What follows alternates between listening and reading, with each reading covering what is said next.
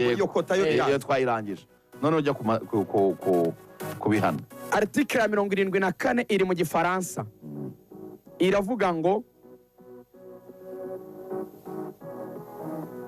est possible d'une amende prévue en annexe D infligée par la commission chargée de l'organisation des compétitions. Les clubs qui n'est pas conformés aux dispositions concernant la feuille de match prévue dans le présent règlement. Ngo ni ingingo ivuga ibihano bigenwa iyo umuntu atagendeye ku mategeko y'icyo bagena nyine nka fed match. Yego fed match ni yakota nyine y'abakinnyi b'abanyamahanga n'abanyarwanda baravuga ngo ni ibihano noneho bihabwa ikipe itakurikije iyo kota ya fed match. Iyo ngingo ya 74 rero ikomeza igenako mu buryo budasubirwaho. Nabonye hari abagize ikibazo bavuga ngo hahanwa arbitre hahanwa ikipe kuko hari abari bafite ikintu cyo kuvuga kwizigira ngo arbitre wa kane aba kuri fed match afite n'amarisansi y'abakinnyi azi n'ubwenegihugu bwabo. Yego ngo therefore ngo niwe uba responsible yo kuba abakinnyi ngo bagiye mu kibuga ari abanyamahanga benshi cyangwa ari abanyarwanda bakeya tubyite gutyo kuko abanyarwanda bo niyo baba 11 nta kibazo. Reka mbabwire ngo itegeko riri clear. Umuntu wa mbere uhanwa ni club ni ikipe.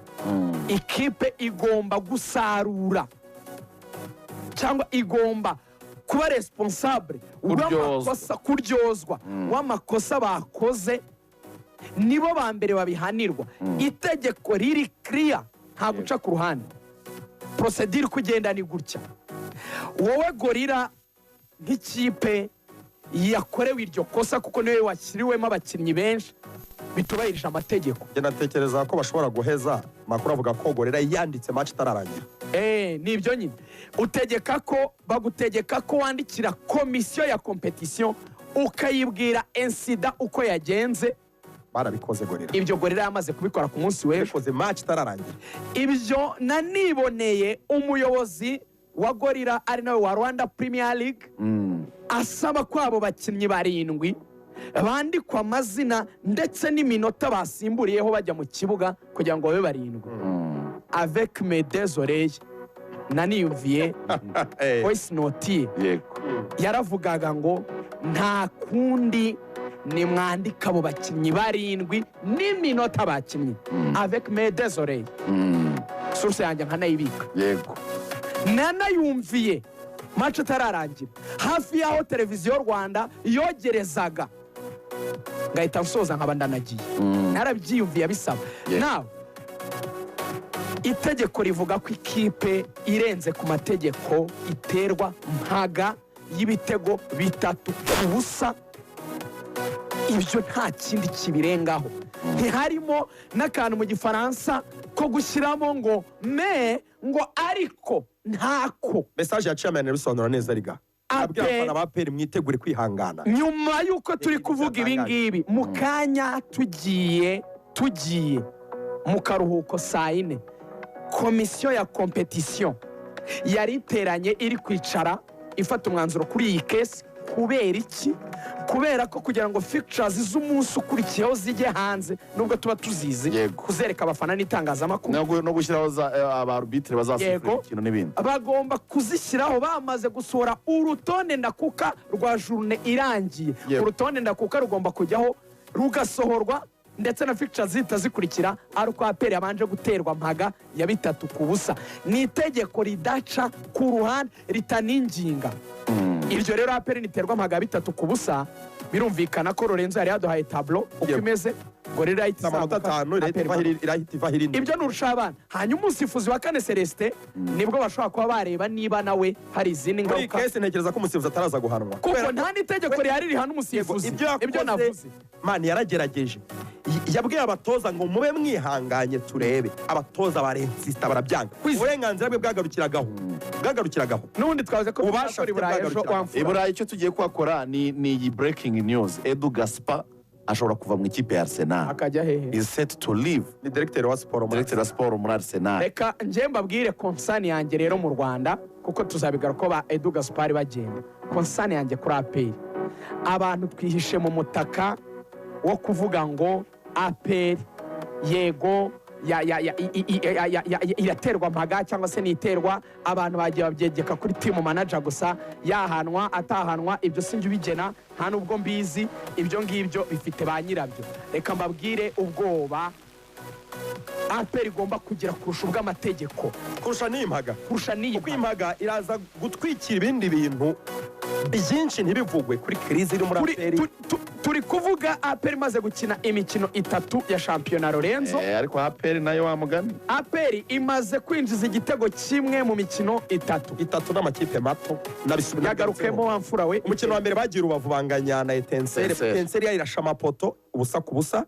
Yego. APR igaruka i Kigali itsinda bigoranye Gasogi 1-0, ishoti rya Mineba kitubatswe kabisa. Yego. Iyi yari match ya gatatu bakina n'amakipe mato yari gorira banganyije ubusa. Niba ushobora gukina match 3 kandi byagoranye, ukaba udashobora gutsinda ibitego bigera kuri buri mukino, ukagira igitego kimwe mu mikino 3, uri ikipe nka APR waraguze ba rutayizamu, ukagura abawinga batagira ingano, birakwiye kwemera ko iyi kipe idatoje mu buryo bwo gusatira. Iyi kipe ntabwo itoje mu buryo bwo gusatira. Icyo ngicyo ngishyira 100% ku mutoza. Ntabwo icyo kireba team manager, ntabwo kireba undi. Hari ibintu bine bizakwereka scientifically ko umutoza arimo gukora akazi ke neza. Ikintu cya mbere, kwizigira. Umutoza akwiye kuba afite icyo bita filozofi iri clear, ibintu bisobanutse, uburyo bw'imikinire busobanutse. Lorenzo, APR iri gukina iki? Wavuga ngo kuva yava mu mikino wenda ya Champions League iri kuderivaringa mu kibuga muri champion. Kuva yava mu mikino ya Champions League, mwibutse bakina n'ikipe ya Azamu hano i Kigali bayisezerera, umuntu wese yaravugaga ngo amakipe yo muri shampiyona nihe kipe iteguye guhangana na APR cyangwa se guhurira nayo mu kibuga, kuko amakipe azatsindwa byinshi. Birasa nkaho ambition na motivation byarangiriye muri Champions League. APR muri shampiyona irasa nkaho ari nshya ariko mu bujyakuzimu, donc usubira hasi cyane. Irasa nkaho ari nshya ariko usubira hasi mu Darkonovic. Nta kintu na kimwe APR iri gukina wavuga ngo irakira amashance, wavuga ngo irari mu buryo buremereye, ntacyo. Icya kabiri giteye ubwoba, APR iyo uri umutoza ugomba kugira abakinnyi uvuga wakoze wimprovinze urwego rwabo. Tuzi APR adira uburyo yabaga iguruka yiruka, wabaga uzi ngo nasimbuza Mugunga akazana n'iseti akazana na Barafina, iminota 30 ya nyuma APR irakwica. APR nta nakora remplacement ngo ubone imbaraga. Rero yazanye Adama Bagayo ko nabivuze ahindura match cyane. Umutoza agira abakinnyi akora. Ninde mukinnyi uyu mutoza amaze gukorera APR wavuga yazamuriye urwego? Zero. ahubwo urwego yararumanuye. Urwego icyo ni icya kabiri. Paka urwego rwasubiye hasi, jya kuri Barafina urwego rwasubiye hasi. N'uyu Mamadusi uko yaje ameze uyu munsi bari gusubira hasi. Icya gatatu, Paoma yasubiye hasi. iyo uri umutoza ukomeye ugomba gukora ku bana bo muri akademi ba ekipe. Niba Claude ananiwe, kuki udahereza Jarene umwanya nk'umwana mwazanye mukuye muri Marine? Imipangire ye no kureba abakinnyi biramunaniye. Ingingo ya nyuma, recruitment za APR zarafeirinze. Ndabaza ikibazo, Chidebere Nwobodo ukina iminota ingahe? Hanyuma uriya Godwin Odibo utajya mu kibuga. Amakuru yabo ndashaka kugarukaho yuko no baregeje birirwa bibereye mu bindi. There is a total crisis muri coaching no kurenza mu mategeko. No muri manager yagenda ariko ureke gutira aho Marigani wikwepa iyo nayo ni management. Ikibazo muri management kuko crise yo muri recruitment, uburyo abakinnyi baguzwe n'uburyo badakora nicyo badakora. Umutoza kubwira ko batameze neza. Gasoza mvuga ngo niyo mpamvu match APR abafana batari baje, ariko kuri Reyo buzuye bagafunga n'imihanda abamotari. Reyo yinjiza miliyoni 44 kuri iriya match kubera ubwitabire bw'abafana. APR ishobora kuba itaranijije na miliyoni 10. Bigaragara ko APR iri hasi, ndetse gahunda ni ku munsi ari kigomba gukorwa kugira ngo ikipe isubire ku murongo. Murakoze cyane. Urubuga rw'imikino naho ku munsi w'ejo.